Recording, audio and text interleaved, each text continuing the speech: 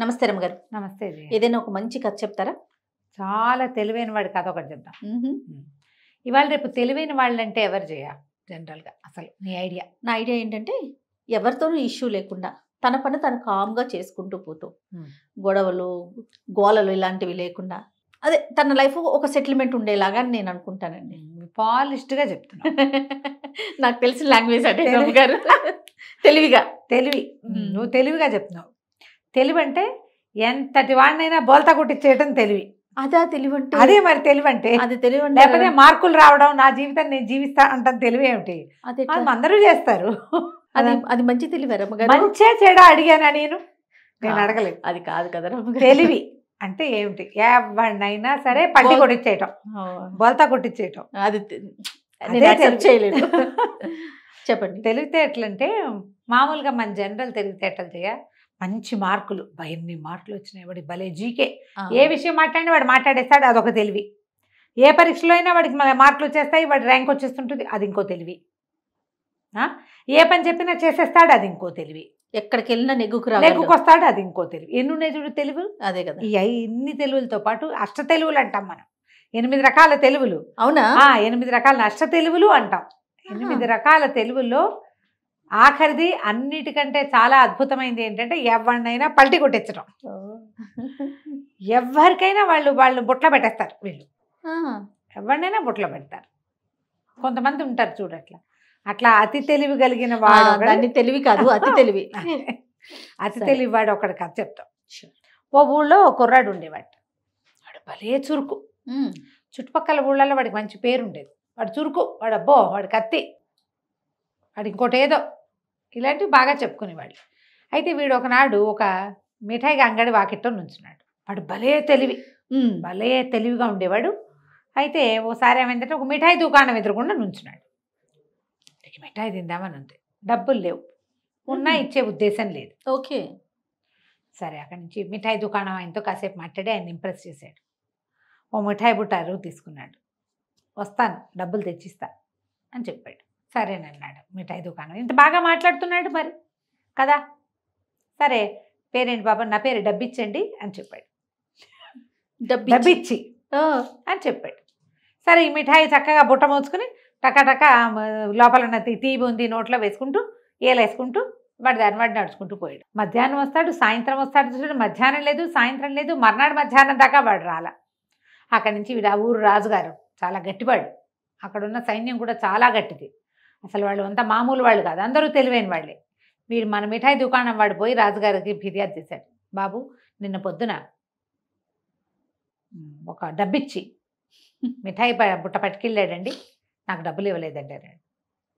డబ్బిచ్చి పట్టుకెళ్ళాడంటూ ఏమిటో మాట్లాడతావేమిటి? డబ్బిచ్చాడు కదా, వెళ్ళిపోను అన్నాడు రాజుగారు. అంతేగా. ఇక రెండో వాక్యం ఇలా. ఆయనేమో చాలా విసుగు రాజుకి, ఎక్కువ తక్కువ వాక్యాలు ఆయన విండు. డబ్బిచ్చి పట్టుకెళ్ళాడు అంటే డబ్బిచ్చినట్టే, అంతే కదా.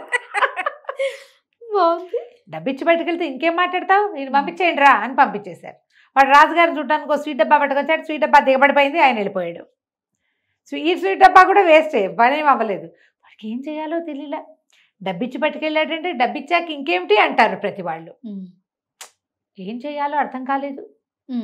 సరే, ఈ లోపల ఏమైంది, వీడు వేరే ఊరు వెళ్తుంటే రాజుగారి చాకలబ్బాయి ఎదురొచ్చాడు. చాకలబ్బాయి ఎదురొస్తే చాకలబ్బాయి దగ్గర బట్టల మూట.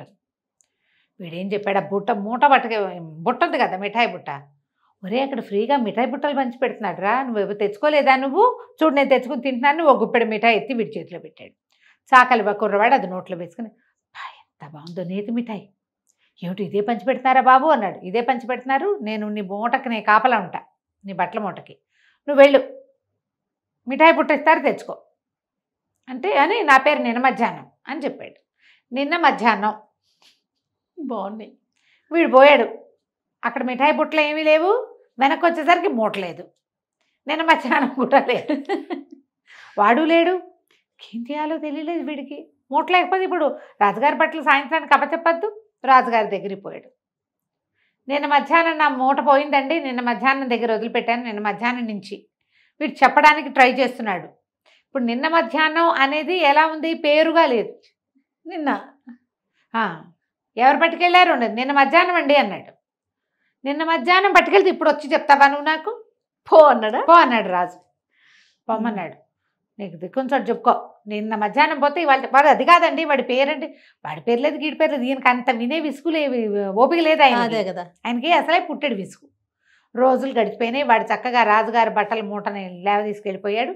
మిఠాయి బుట్టను ఖాళీ చేసి అవతల పడేశాడు. బట్టల మూట మీద తీసుకెళ్ళిపోయి హాయిగా రాజుగారి బట్టలన్నీ వాడు వేసేసుకుంటున్నాడు. కొన్ని రోజులు గడిచిపోయినాయి.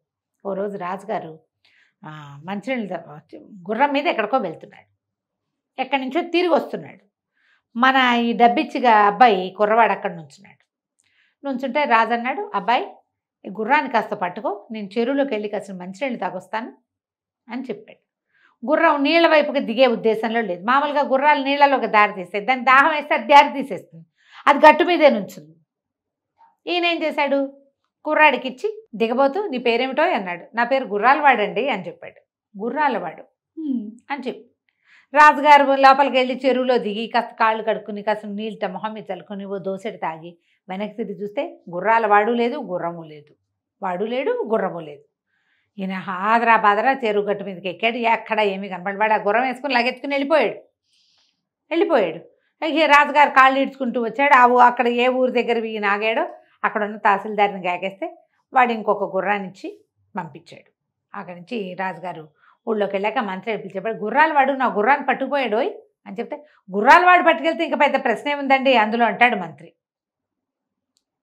గుర్రాలవాళ్లే కదా గుర్రాలు పట్టుకెళ్ళేది ఎవరు? అంతే, గుర్రాలవాడు. పట్టుకెళ్ళింది ఎవడు? గుర్రాలవాడే. సరిపోయింది. ఇంకేం గుర్రాన్ని పట్టుకుపోయాడు. ఇంకా రాజుగారికి ఏం చెప్పాలో తెలియలా. తనేం చేశాడు, ఇంతకుముందు ఇలాంటివి రెండేవో జరిగినాయి. అప్పుడేమో తను వాళ్ళ మాట వల్ల తన మాట ఎవరు వింటలే. వీడు చక్కగా ఈ గుర్రం వేసుకుని అటు ఇటు తిరుగుతూ వెళ్తుంటే ఒక చోట ఏమైంది, ఒక ముసలి మా అమ్మ ఒక మనవరాలు కనపడ్డారు. ఆ మనవరాలు ఒక 15-16 ఏళ్ళది, చక్కగా ఓణి అది వేసుకుని చిలకల్లే ఉంది, వాల్ జడేసుకుని ఏరు దాటుతుంటే మా అమ్మ ఏ దాటించమన్నావా అన్నాడు. బాబాబు దాటించిన అయినా చచ్చిపోతున్నా, ఏట్లో కాళ్ళు తీస్తే కాలు పెట్టలేకపోతున్నాను అని చెప్పేసి మా పిల్లని కూడా దాటించు బాబు అని. అలాగే అని పిల్లని లేవ తీసుకుని ఎక్కించుకున్నాడు. నా పేరు దాని మొగుడు అని చెప్పాడు. గుర్రం మీద ఎక్కించుకున్నాడు. గుర్రం దాటాక ఏరు దాటాక ముసలిమామ ఇంకా ఏటు కట్టుకుని కూర్చుంది, వస్తాడు అనుకుంటుంది. మన 2 అడుగులు వేసింది నీళ్ళల్లోకి, మన వల్ల కాదనుకున్నారు. కుర్రాడు కనిపించాడు, పిల్లని ఎక్కించింది. ముందు పిల్లని దింపాలి, అందుకని పిల్లని ఎక్కించింది. వీడు పిల్లని వేసుకుని లాగే వెళ్ళిపోయాడు. ఇక దాన్ని తీసుకుపోయి పెళ్లి చేసేసుకున్నాడు వాడు. ఈ ముసలిమామ ఓ పూటంతా చూసింది, గుర్రం లేదు, మనవరాలు లేదు. అక్కడి నుంచి ఇలా దిబోమని ఏడ్చింది. దాని మొగుడు దాన్ని లేవ తీసుకుపోయాడో అని ఏడ్చింది. అందరూ రాజుగారి దగ్గర మూసిపోయారు. ముసలమ్మని, నా మనవరాలను ఎవడో తీసుకుపోయాడండి. ఎవరు తీసుకుపోయారు అన్నాడు. దాని మొగుడు అండి. దాని మొగుడు దాన్ని తీసుకెళ్తే నువ్వు వచ్చి నాకు చెప్తావేమిటి? దాని మొగుడు కాకపోతే ఎవడు తీసుకెళ్తాడు? వేరే దాని మొగుడు తీసుకెళ్తే బాధపడాలి. ఇంటికి వెళ్ళిపో అన్నాడు రాజు. ఏం చేస్తుంది ముసలమ్మ? ఎంత చెప్పినా రాజుకు ఎక్కల, మాట్లాడకుండా ఊరుకుంది. పోనీలే ఎవరో ఒకళ్ళ పిల్లని తీసుకుపోయారు. అది తీసుకుపోయి చక్కగా వాడు రాజుగారి బట్టల్లో ఉన్నవాడు హ్యాపీగా ఏదో వేరే ఊళ్ళో పెళ్లి చేసుకుని ఇవే తెలివితేటలతోటి లాంగ్ లివింగ్ అనమాట. వాడు ఎంతకాలమో ఉన్నాడు. ఎవరో ఒకళ్ళని ఏదో రకంగా టోపీలు పెట్టుకుంటూనే జీవిస్తూ వచ్చాడు వాడు. కథ కంచికి మనం ఇంటికి. బాగుంది, మంచి సరదా కథ. ఈ తెలివితేటలు ఎంతమంది చూపిస్తున్నారు జయ ఇప్పటికీ. అవును, ఇలాంటి పిచ్చి సరదా మాటలు కాకుండా నువ్వు 1000 ఇస్తే మేము నీకు 2000 ఇస్తాం, కరెక్ట్ మీరు ఇదంతా కడితే నిన్ను నమ్మిస్తారు, నీతో మాట్లాడతారు, బాగా పెద్ద ఆఫీసు ఎస్టాబ్లిష్మెంట్ పెడతారు. మనం ఏం చేస్తాం, మనం నమ్మి మనలాంటి 5-6 మనమే చేరుస్తాం. పైగా ఇది ఒక చైన్ సిస్టమ్. నేను నీకు చెప్తా, నువ్వు ఇంకో ముగ్గురికి చెప్పు, ఆ ముగ్గురు ఇంకో ముగ్గురికి చెప్పాలని మొత్తం కలిపి మనమే ఇక్కడ ఒక 19-20 మందిని రెడీ చేస్తాం. మన డబ్బే వాడెవడికో ఉచితార్థం వచ్చేది 10,000 అయినా చాలు కదా, అంతేగా, పట్టుకెళ్ళిపోతారు. ఇలాగే కదా మనం మాటలకేగా పడిపోతాం. మనం అలా చూడు, అడ్వర్టైజ్మెంట్స్ చూస్తాం. అద్భుతమైన నూనె, అద్భుతమైన కూర, అద్భుతమైన వంట, అద్భుతమైన వస్తువులు, దానిలా పనిచేసేది అదే తప్పిస్తే ఇంకేదీ లేదని కార్ల దగ్గర నుంచి బ్లేడ్ల దాకా చూపిస్తారు మనకి. అది వాడాక వాడుతుందా లేదా, నిజంగా వాడు చెప్పినంత సీన్ దీనికి ఉందా లేదా, దానివల్ల మనకు ఆరోగ్యమా ఇంకోటి అనేది అప్పుడు కదా మనకు తెలిసేది. అవును, మనం సులువుగా మాటలకి పడిపోతాం కదా. అవునండి, మనం కొనే చాలా వస్తువులు, మనం వాడే చాలా విషయాలు అన్నీ కూడా మనం మాటలకి పడే తీసుకుంటాం. అవును. మరి ఇప్పుడు వాళ్ళందరివి ఇవే తెలివితేటలు కదా చేసే వాళ్ళందరికీ. ఖచ్చితంగా ఇప్పుడు అది కరెక్టా కాదా? కరెక్ట్ ఎలా అవుతుంది రమ్మగారు? కాదు, కానీ అదేగా మన లోకం ఇప్పుడు. లోకం తీరలా ఉంది.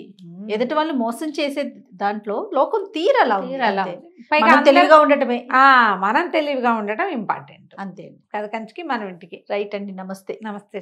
సుమన్ టీవీలో మీ పర్సనల్ అండ్ బిజినెస్ ప్రమోషన్స్ కోసం కింది నెంబర్కి కాంటాక్ట్ చేయండి.